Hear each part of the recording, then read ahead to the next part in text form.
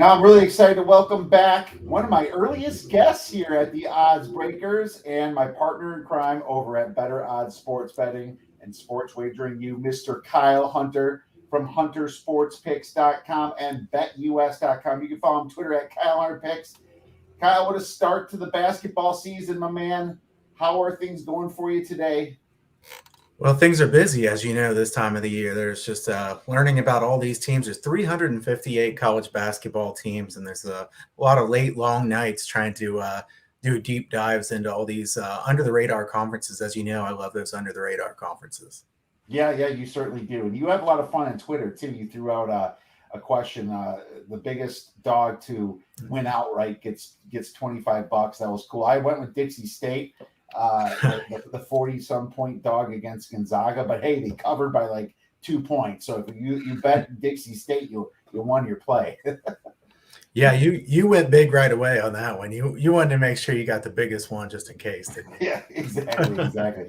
Why not do that, But no, that's really generous of you. But you have those fun Twitter polls all the time, so good stuff, man. Yeah, I mean, tons of work to do. I'm sure we both have the college football yearbook here going on, the blue ribbon, and it's right here next to me every morning looking at it, trying to learn a little bit more about each team when you're handicapping and stuff. But yeah, it's fun. At the same time, it's a ton of work, but we still have college football and lots of other things coming up as well. But this podcast itself is just focused on college basketball, and I think we're going to bring a lot of value to our listeners because of it, man. So why don't we just get started here? And why don't you tell us any systems or trends, anything early in the men's basketball season that could help us? Sure. Yeah, I think we can kind of consider this like an early season primer for college basketball, right? So for listeners, hopefully you can gain some knowledge out of this that helps you as you bet here at the beginning of the season. I know a lot of people don't have enough time to really handicap college basketball at the beginning of the season, but there can be some edges to be had. Let's start with the early season trends. Neutral site games under Kiev. I mention this one like every year, but I have to do it again. It's just a really good angle. It's so important. Games 1 through 8 of the regular season with a total of 134 or higher. The under is 54.9% in the last 15 years. Let me tell you, that's a really big sample size. So, 55%. As you know, Kiev, if you could just hit 55% across the board on your bets, you're doing really good, especially in a huge sample size like that. So neutral games under the total with a total of 134 or higher, 54.9% in the last 15 years. Keep that one in mind. I wanted to mention also so far this year, the unders are 54.3% across the board and underdogs are 53.5%. We usually see that kind of correlation, right? So unders and underdogs make sense to be together, favorites and the over. Let's see if that corrects itself over time, but there are a lot of neutral site games coming up here in the next week or two. So I wouldn't be surprised to see the under keep doing well here for a little while in college basketball.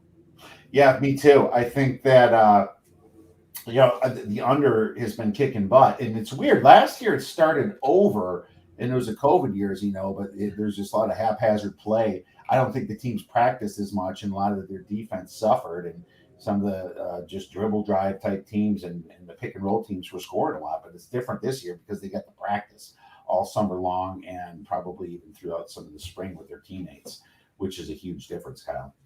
Yeah, absolutely. And Kiev, I've got some early season coaches to back and early season coaches to fade.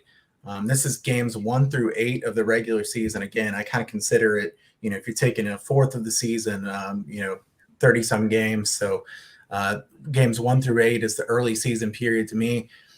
I think this is important because you do kind of have to handicap it by section in college basketball, because some coaches are known to be fast starters. Some coaches are known to be really good in March. Izzo is really known as a late season type coach. And then there's some other guys on the list here that I'm going to give that are early season coaches that haven't been very good in the month of March. Let's start with Rick Barnes. As you know, Adam Burke and I used to love to kick around Rick Barnes. Texas and then Tennessee. Barnes always has these really talented teams, and they start out really good. And in games 1 through 8, 78-51 against the spread is Rick Barnes. So this is the time of the year that you want to bet on Rick Barnes if you're going to bet on his games, because Rick Barnes has been very good this time of the year. Once you get later in the season, not very good for Rick Barnes, but games 1 through 8, very good. Now, I think the next two guys are pretty good coaches in general, but still they fit the early season coaches to back. Chris Holtmann, 43-22 against the spread in games 1 through 8. So Ohio State has covered the spread pretty good in the beginning of the season. And then Jay Wright, 72-51 against the spread, which I consider Jay Wright one of the best coaches in general. So not a guy that I'd want to fade later in the season, just somebody who's had a lot of really early season success against the spread. I want to switch it over and talk about the other side of things too, Kiev. Let's talk about some of the coaches that have been really good fades early in the season. Wayne Tinkle at Oregon State. They made that huge run last year, right? I mean, I don't know who could have seen that coming. I know I didn't expect that. But he is 50-70 against the spread in games 1 through 8. So he has not been good at the beginning of the season, and he has been good late in the year. I don't have the number in front of me, but I know he's been good to back late in the season. And now, I have to give you a couple under the radar ones. Nick Mcdevitt, he's the coach at Middle Tennessee State. Really, really bad against the spread. 10-28 against the spread in games 1 through 8 of the season. So I don't believe he's done that great at the end of the season either. But at the beginning of the season, he has been a straight fade. Something to keep an eye on here from Middle Tennessee State early in the season. And then finally, Travis DeCure at Montana. 19-37-1 against the spread. So almost double, the losses as wins against the spread. So there's a few guys that you want to look to either back or fade their teams early in the season. And I do think this matters a lot because we've kind of talked about before that coaching in college basketball and college football is really important. I think in the pro sports, it's less important. But I can't think of a sport where I think having a good coach is more important than college basketball. I mean, it's vital to have a really good coach. And these guys get the entire off season to get ready here. So how have they been spending their off season? Has it been fruitful or not? There's some of the guys that have proven to be good early in the season, some of the guys who seem to start slow. Yeah, 100%. Oh, I can't believe Oregon State lost 2 games this year to Iowa State and one in Tulsa.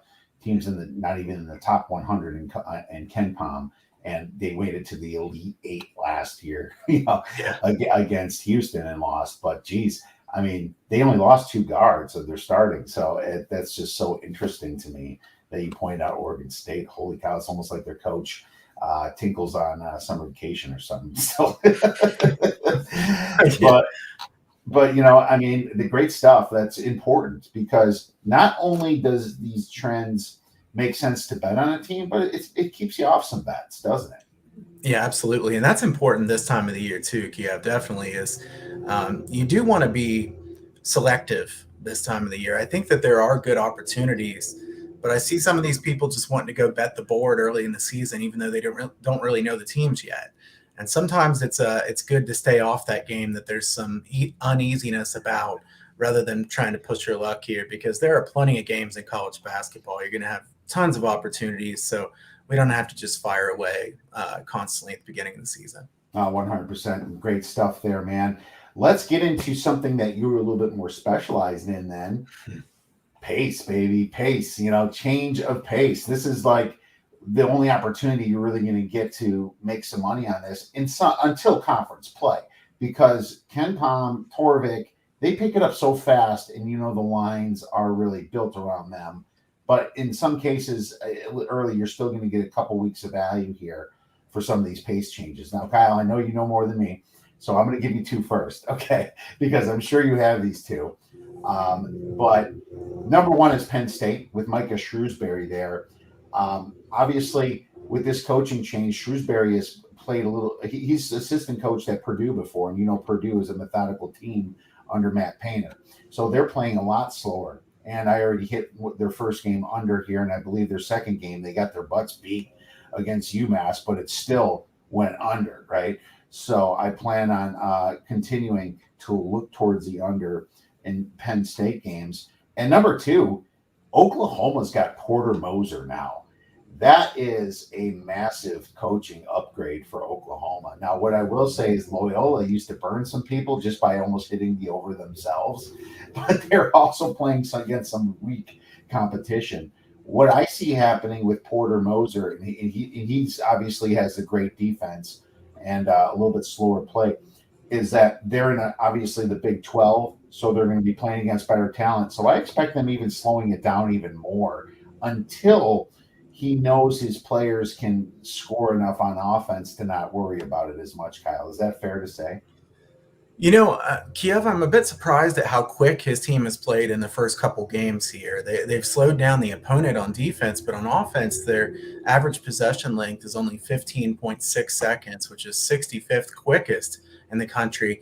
It does surprise me, and I would tend to think that that will gradually slow down. I kind of hope that Oklahoma has some really high scoring games early in the season, because we could get one of those opportunities too to start betting the unders once they get up against better competition, because they've played Northwestern State and UTSA so far this year. Not exactly. That's what I attributed it to. And I noticed that too, ranking 65th in possession length. It's like, why is that? But, you look at adjusted tempo, it's still 304, because they play such good defense. And early in the season, the players get a little excited. Now they're going to have to play East Carolina. That's a little bit better. They're going to have to show a little bit more defense. But after the Houston Baptist game, they're going to get UCF, which is a slower team. They're going to get Florida, which is a good team. They're going to get Butler, and they're going to get Arkansas, all top 63 in Ken Pom. That's the games that I'm looking to hit the over on, or the under on.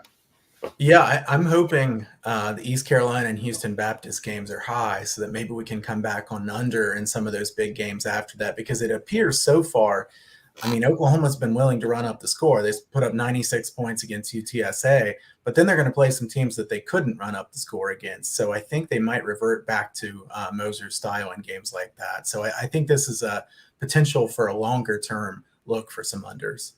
All right, for sure. So who else do you have for pace changes? Well, a lot of these are under the radar. I love the under the radar ones. Charleston, I wish we could have talked about this before last night when they played North Carolina. But Pat Kelsey brings a massive change of pace with him from Winthrop. Charleston was 345th in overall pace last year. They're first so far this year. So you won't get a more drastic pace change than 345th to first. I continue to think that Charleston will play really quickly. I don't know how much value there is going to be on this one now, Kiev, because they've had so many really high scoring games early in the season. And as you said, with Ken Pom basically setting the market, Ken Pom has some very high totals on their games upcoming. So I think it's a big pace change, but I'm not sure what kind of value there will be on this one. Yeah, I think that people are going to look at Oklahoma State's defense ranking 10th, and maybe that'll bring some under money in, yet they won't understand that Charleston is so bad at defense that Oklahoma State team total might be the play on the over. So you can always go that way, Oklahoma State team total. Yeah, I think that's fair. That could be a good look as well. I think, is that game on a neutral? I'm not looking at the... It's away. It's it's actually at Oklahoma State. Yeah. Okay. Yeah, I like to stay away from the neutral ones. That's why I was bringing that one up. But I think that could be a good look, and I think that Charleston in general probably is going to be a fairly good team to back against the spread. I think Kelsey's a really good coach. Let's go way under the radar for the next one, Kiev. Mcneese State. John Aiken is their new head coach. 16th in overall tempo so far this year. They were 156th in overall tempo last year. I do want to note that they have had quote unquote better defense so far this season. It's hard not to be better than they were last year. They were 353rd last year in adjusted defensive efficiency. So let's see if that defense continues to stay better. But, if they're going to play that fast with the league that they play in, I think Mcneese State could get in some really high scoring games this season. So this could be an under the radar one to keep an eye on. Well, that's a very under the radar team. And just want to mention, I'm taking notes here. And for you listeners or viewers out there, you best be taking notes too, because Kyle takes a long time to do this work that he's giving away for free. Seconds it's going to take you to write this down. Yeah, I do spend a lot of time, a lot of those late hours, just kind of parsing through all the games, seeing which tempos were much slower and much faster than I would have expected, and just keeping a lot of notes on ones like this. So hopefully it's helpful for everybody. Here's another really good under the radar one, and I like this one about as much as any of them. Cal State Northridge. So this is a really interesting spot because Trent Johnson's their interim coach with Mark Gottfried on leave. They got a really weird situation going on there at Cal State Northridge, but Trent Johnson plays much slower than Gottfried. And all at once, this team has taken on Johnson's tempo right away. Cal State Northridge was 86th in tempo last year, 224th in tempo so far this year. Now, this team is not good defensively, so that's the caveat here. You need a total that's high enough because they're not going to play very good defense. But there are going to be some high totals in Cal State Northridge games. And, there could be 6-8 less possessions per game. And you and I both know that makes a huge difference when it comes to a posted total. So I think Cal State Northridge games under the total coming up could have some value. All right, Cal State Northridge, all the way on the West Coast there. So anything else for pace changes? Yeah, a couple more here real quick. One of them I was going to say was Penn State. You got that one. A pretty big difference there in Penn State. 16.6 second average possession length last year and 20.1 so far this year. So that's massive. Utah Valley, one more under the radar, 85th in overall tempo last year and 211th so far this year. This is one I'm kind of just monitoring because they don't have any new coaching changes. I'm kind of surprised they've slowed down this much. Mark Madsen, their coach there. You remember Madsen from his Laker days. This is a team that I kind of would have expected to keep playing quickly, but they've slowed down a bit. I would lay off overs on them, but I'm not going to just blindly bet unders yet because, with a lot of these, Kiev, as you know, there's coaching changes that make me know that this coach wants to do it totally different. If it's the same coach and they play a little bit different, it's only a couple games, I'm a little bit more hesitant to just rely on that right away. So let's finish it out though with one that's not so under the radar. Marquette, Shaka Smart. So Shaka Smart, his team's really running. I think it's interesting. Why did Texas never run when he was there? I don't know. They always played really slowly when he was there. We know he loved to run at VCU. And Marquette is third in average possession length so far this year. 18.3 seconds per possession last year, and so far this year, 12.8. Just a massive difference, playing extremely fast. I don't think Marquette's a very good team, and I think we might get some value going against them going forward based on them pulling that big upset of Illinois. So let's keep an eye on this Marquette team. I think overs could have some value because I don't think their defense is that good, and I also think that betting against Marquette could have some value.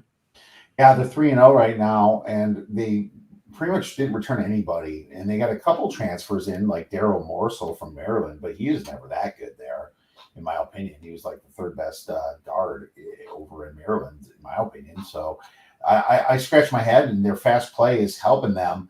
I guess they're probably playing a little bit better defense, but Illinois just lost that game. They couldn't hit a shot. They just looked terrible. It was just one of those.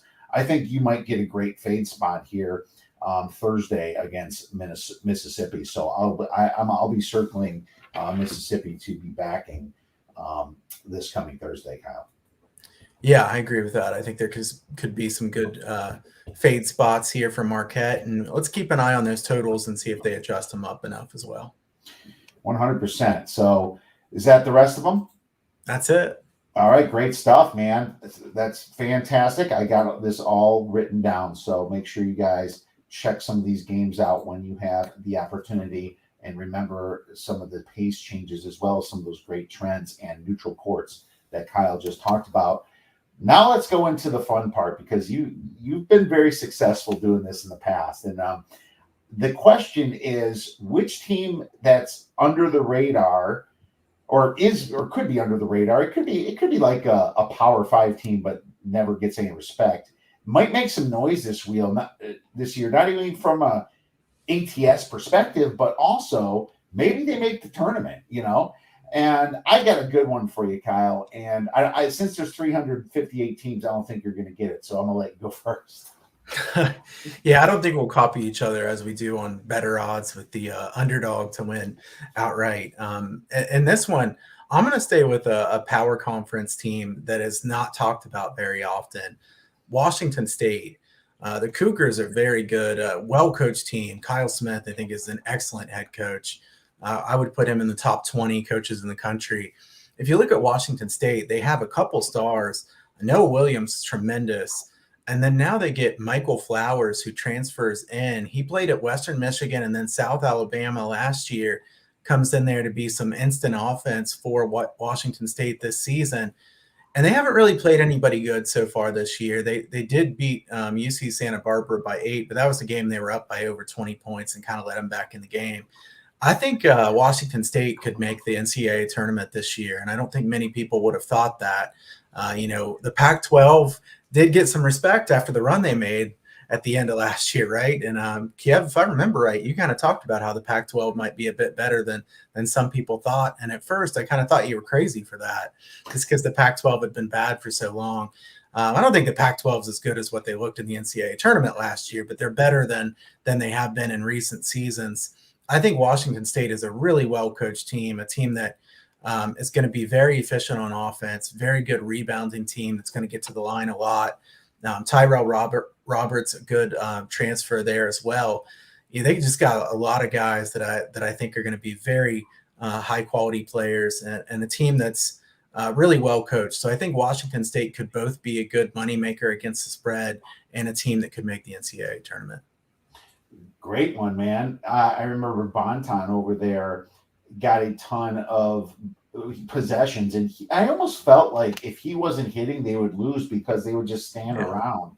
Now they're playing more as a team under Coach Kyle Smith there, and I think that's important. Sometimes when you even lose a great player, you get more of a team player in, and then the rest of the people grew up a little bit and they shine. So you might get some of that. And yeah, I did say something good about the Pac-12 last year, but I probably should have bet more of their games because I think I did fade a couple of, like Oregon State might have been one of my worst bets throughout the NCAA tournament, right? I mean, you kept expecting them to lose, and then it took forever. But very good stuff with Washington State. I'm going to go way under the radar here for this one, and I'm going to go with Chattanooga.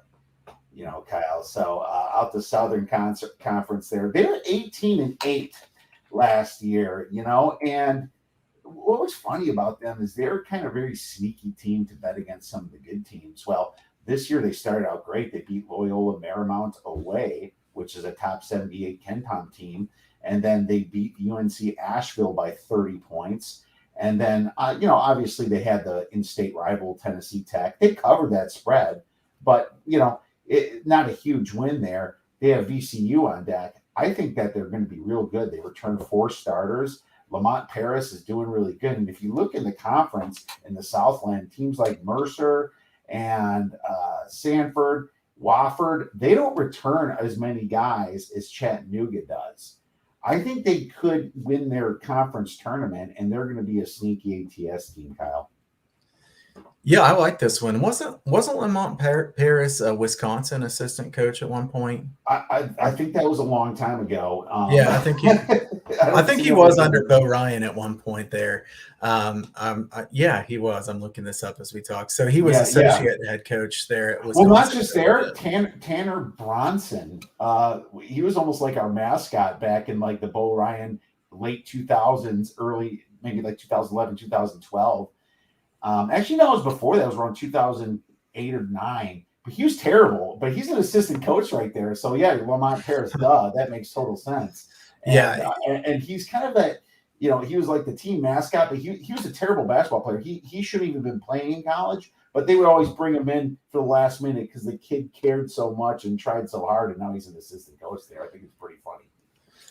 Look, I like this one. In the Southern Conference, we've talked about a lot before. Kiev is kind of a pretty good under-the-radar conference. I mean, this conference, they play some good basketball. Furman's a good team. Actually, that was one of them I considered to bring up here as my under-the-radar team. So I do think Furman and Chattanooga we'll kind of battle it out to see who's the best team in the SoCon this year. Furman already won at Louisville here earlier this year. This is a Chattanooga team I think could be very good. I think betting them against the spread and also probably betting some unders with them would be good because they're very good at controlling the tempo, kind of as Wisconsin has been for many years. Sounds good, man. And the other two I written down was Akron. I mean, they played Ohio State fantastic, but I watched that game. Nice step back threes. They're starting to emulate some of the good players in basketball. And I was a little surprised how well they played against Ohio State. Ohio State was trying that game, man. I was impressed by Akron. Now, this could be just one of those one-offs. I don't know. But maybe Akron is better than we thought. And then I think Northwestern in the Big Ten is going to be a better team and has a chance to go dancing this year, Kyle. And Northwestern, that's a tough one. The Big Ten's really deep. That's the thing that makes it difficult for me. I think they could be a good team ATS. I don't know if they can make the big dance based on the depth of the Big Ten. See, what I see is Minnesota tanking, Wisconsin complete changes this year. So I see like 4 or 5 teams in the Big Ten that's taking a step back. Iowa's going to take a big step back this year, even though they're beating the little children of the poor. So that's why I mentioned them. I'm not sure they're going to dance, but I like them ATS. Sure, yeah, I think and Penn State's probably not going to be very good either. So there are some teams at the bottom of the Big Ten that they could probably beat. It's just how many teams are going to get in. I think Northwestern's definitely a much improved team. And quick shout out, Akron, Ali from Akron. My kids both. I think that's their favorite name of basketball player. He has the same first name as he does last name. I mean, but he hit a couple of those big step back threes against the Buckeyes, and I would agree that they're a well coached team that could be pretty good this season. All right, Kyle. Well, thank you so much for coming on. We are out of time. Where can our viewers and listeners get your information? Check out my work at huntersportspicks.com. You can go over there and sign up for a premium package. Also, the Free Picks newsletter, which goes out on the weekend. Sign up for that as well. Check out my work at BetUS on YouTube, the college football show and college basketball show. And also check out our video that we do every week, Kiev and I, the Better Odds show on Fridays. Aaron on Fridays. Thanks so much for coming on, Kyle. We'll talk to you soon. Appreciate it. Thank you.